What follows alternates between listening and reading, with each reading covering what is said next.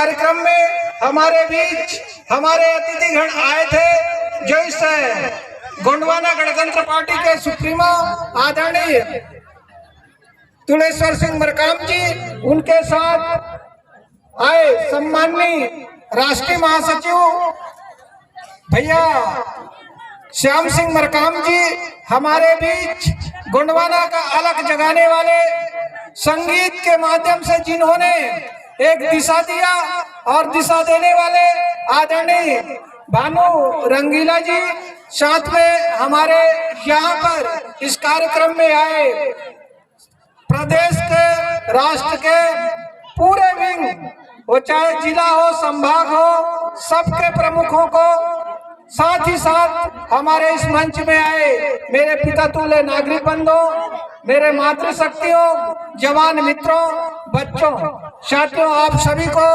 मैं अपनी ओर से ससम्मान, हृदय से सम्मान करते हुए आप सभी के चरणों में मेरा सेवा जोहार।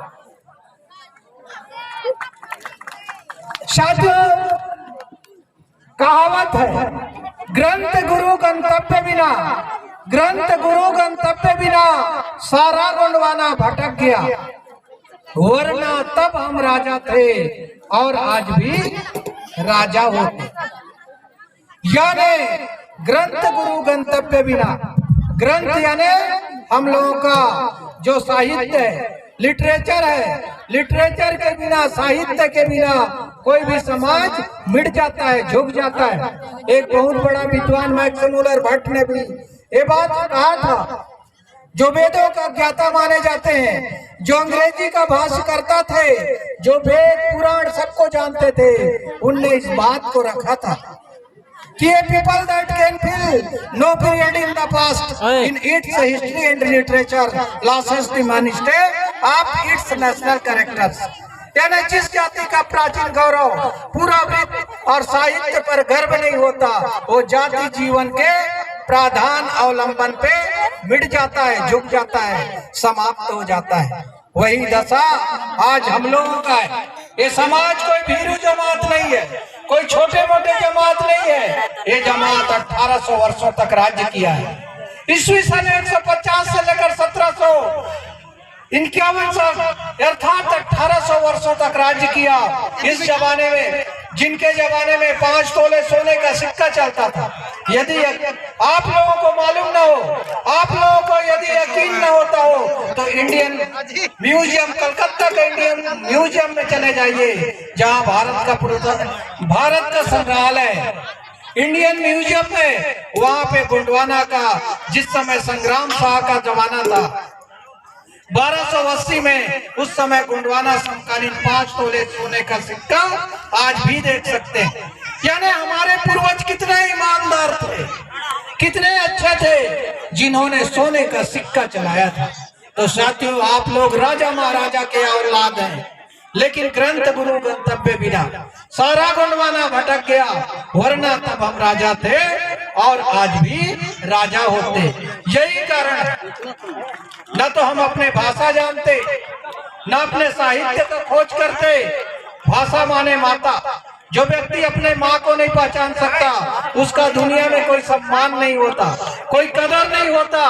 पानी में उथले हुए काई की भांति इधर से उधर तैरते रह जाते हैं। इसलिए साथियों, हम लोगों को अपना भाषाई ज्ञान भी होना चाहिए, ताकि हम लोगों को लगे कि हम इस जमात के लोग हैं।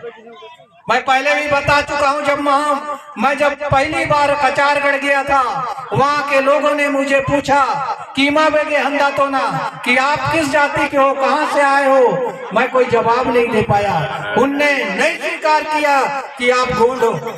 इसलिए साथियों, इस खोपड़ी में कहीं गोंड लिखा नहीं है। हम लोगों का भाषा से पहचान होता है। गुजरात में जाएंगे गुजराती बोलते हैं, उड़ीसा में जाएंगे उड़िया बोलते हैं, मद्रासी, तेलुगु, आंध्रा वाले तेलुगु में बोलते हैं, पंजाबी, पंजाब के लोग पंजाबी। तो हमारा गोंडवाना मध्य भारत में जब 1800 साल तक राज्य किया, तो हम लोगों का भी गोंडी भाषा था। लेकिन किसी समाज का हत्या करना है तो उनका 3 चीज को खत्म कर दो। सबसे पहले उनका शास्त्र, फिर संपत्ति, वो समाज बिखर जाता है, मिट जाता है। वही हालात आज हम लोगों का है। सिख सरदारों को देखेंगे, कितना बड़ा भीड़ रहेगा, उन लोग सरेआम कटार लेके चलते हैं, तलवार लेके चलते हैं, पर हम लोग अपना तेगा तलवार लेके नहीं चल सकते, क्योंकि प्रतिबंध लग गया। यानी शास्त्र माने हथियार पे पाबंदी लगा, फिर शास्त्र माने भाषा और साहित्य पे पाबंदी लगा, उसके बाद खजाना को तो लूट लिया गया। जब 1564 में रानी दुर्गावती को आसफ खान ने जब छल पूर्वक हराया तो ये चौरागढ़ का 10वां हिस्सा संपत्ति को नहीं ले जा सके। यानी इतना अथाह संपत्ति हम लोगों के पूर्वजों के पास था। यानी पहले जमाना में हमारे पूर्वज लोग गंगारों में सोने का पैसा को, चांदी का पैसा को कहीं पे भी गड़ा के रखते थे, माने इतना अथाह संपत्ति के मालिक हैं। लेकिन साथियों, आज ये क्या जरूरत पड़ा कि आज हम आधी रात को यहाँ पे बैठे हैं। इसलिए साथियों, आज हम लोगों को एकता की जरूरत है, आज हम लोगों को भाषा की जरूरत है। आप जागते चले गए, वरना गोंडवाना का दीप बुझ गया होता। गोंडी भाषा धर्म संस्कृति बचाने चल निकले, वरना गोंडवाना का अस्तित्व भी मिट गया होता। तो आज हमारा संस्कृति उसी का देन है।